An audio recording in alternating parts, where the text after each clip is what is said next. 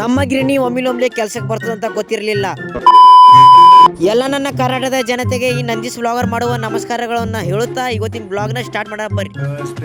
ಇವತ್ತಿನ ನನ್ನ ಡೇ ಶುರು ಆಗಿದ್ದು ಈ ತಮ್ಮನಿಂದ ಮುಂಜಾನೆ 6 ಗಂಟೆ ಹೋಗಿ 8 ಗಂಟೆ ಬರುವ ಹುಡುಗ ಎಷ್ಟು ಕಷ್ಟ ಆಯ್ತು ನೋಡಿ ಸಣ್ಣ ವಯಸ್ಸಿನಲ್ಲಿ ತಮ್ಮನಿಗೆ. ಮತ್ತು ದುಕಾನ್ಗೆ ಬಂದು ಎಲ್ಲ ತಗೊಂಡ್ಬಿಟ್ಟು ಮನಿ ನಡೆದೆ. ಗೈಸ್ ಎಲ್ಲರೂ ನೀವು ಟೀ ಕುಡಿತೀರಾ? ನನ್ ಕುಡಿಯೋ ಟೀ ಸ್ಟೈಲ್ ಬೇರೆದೇ ಐತೆ.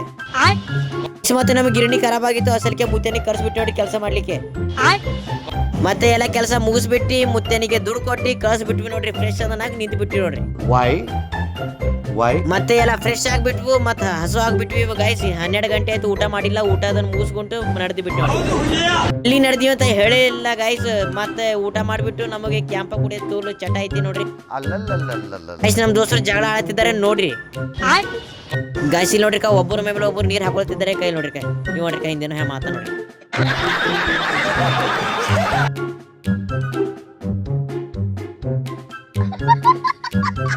ಮತ್ತ ಗೈಸ್ 8 ಗಂಟೆ ಆಯ್ತು, ವಾಕಿಂಗ್ ಮಾಡೋಣ ಅಂತ ಬಂದ್ಬಿಟ್ವಿ ನಾವು ಒಬ್ಬವನೇ. ಮತ್ತೆ ನಮ್ಮ ಊರು ವ್ಯೂ ನೋಡ್ರಿ ಗೈಸ್ ಹೆಂಗೈತಿ. ಮತ್ತೆ ಇವತ್ತಿನ ಬ್ಲಾಗ್ ಎಲ್ಲರಿಗೆ ಇಷ್ಟ ಆದ್ರೆ ಲೈಕ್ ಮಾಡ್ರಿ, ಶೇರ್ ಮಾಡ್ರಿ, ಕಮೆಂಟ್ ಮಾಡ್ರಿ ಗೈಸ್. ಮತ್ತೆ ಮುಂದೆ ಇನ್ನೂ ಚೆನ್ನಾಗಿ ಕಂಟೆಂಟ್ ಕೊಡ್ತಾ ಇರ್ತೀನಿ ಅಂತ ಹೇಳ್ಕೊತಾ ಇವತ್ತಿನ ಬ್ಲಾಗ್ ಇಲ್ಲಿಗೆ ಎಂಡ್ ಮಾಡೋಣ ಗೈಸ್. ಎಲ್ಲರಿಗೆ ಬಾಯ್.